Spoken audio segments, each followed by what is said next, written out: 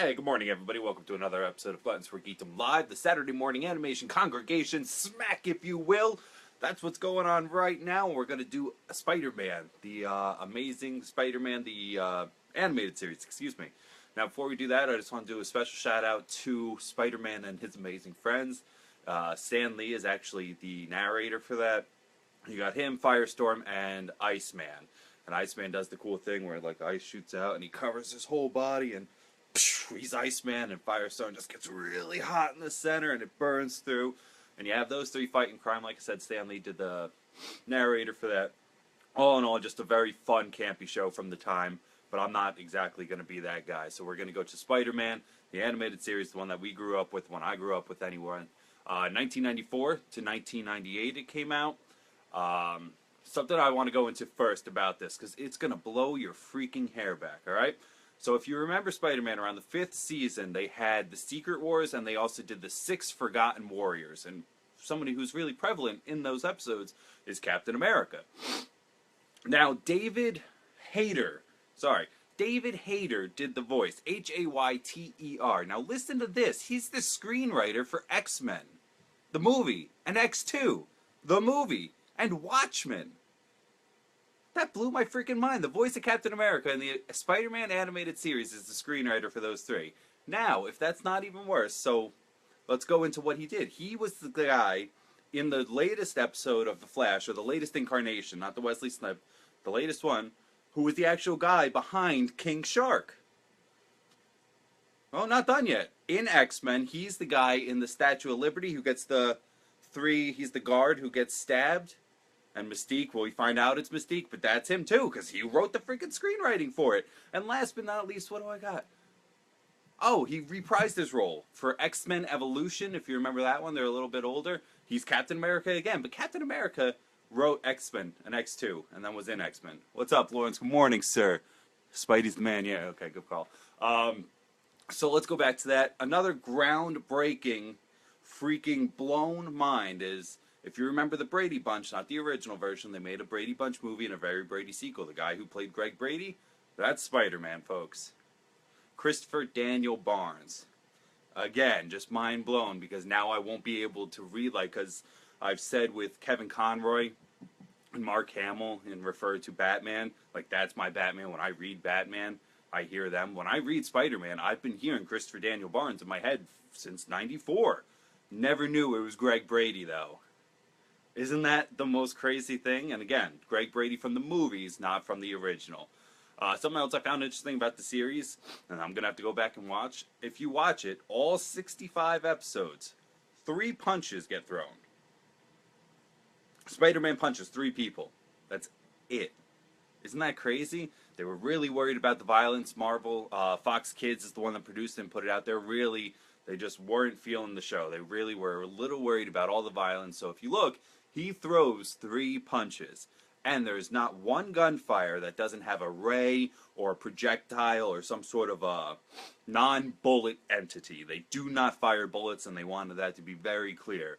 So that's why I've noticed that. I remember that, but I don't remember having him not throw punches, really. I guess it's a lot of throwing, a lot of misdirection, a lot of webbing. But I'm going to have to go back and watch it. Somebody else that we got a voice for in this, Mark Hamill's in this. He's the Hobgoblin, 8 episodes. I mean, that guy just doesn't stop working. Hank Azaria is Eddie Brock in it. Isn't that weird?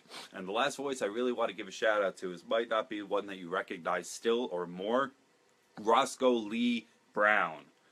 That badass name belongs to the man who did the Kingpin. The Kingpin in this is one of Spider-Man's main villains. You know, he does team up with Daredevil, which is another great thing. Him and Matt Murdock work together. It's one of the best things about this Spider-Man show. Get to it in a second.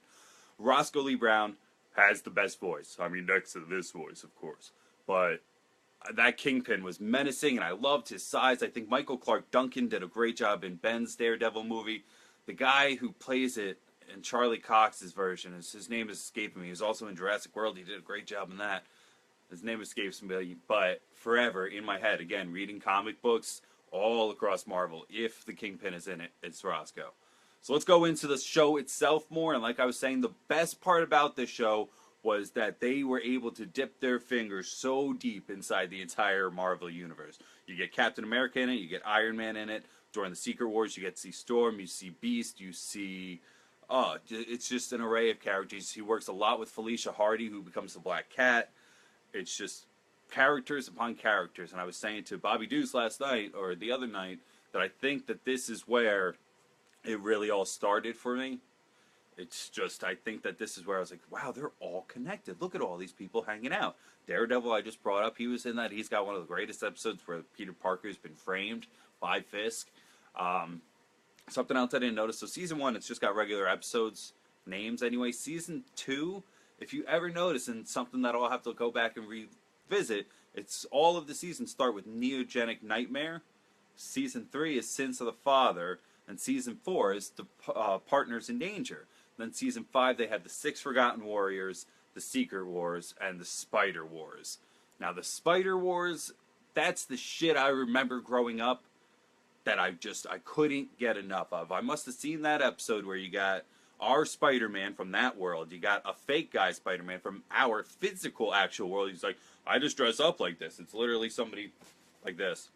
You got Iron Spider, you got Scarlet Spider, you've got all of these guys, and the Beyonder has brought them together to fight the ultimate war after the Secret Wars. And then again, you get a Stan Lee freaking cameo, because they send the Spider-Man from that universe into our universe, and he goes web-slinging with him, and he's like, Excelsior! I mean, it's just so freaking awesome. I think that's it for Saturday Morning Animation Congregation. I didn't really talk too much about the show, more so of aspects that I found different from it. If you want more information on it, let me know. If you want to have a chat about it, comment down below.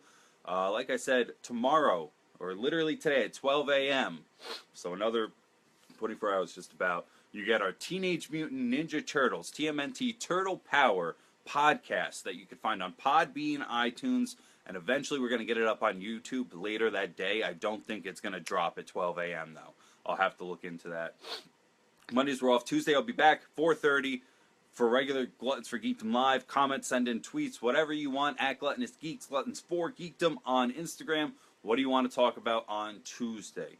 Till then, this has been Saturday Morning Animation Congregating. Thank you for coming with me to take a talk. Congress over.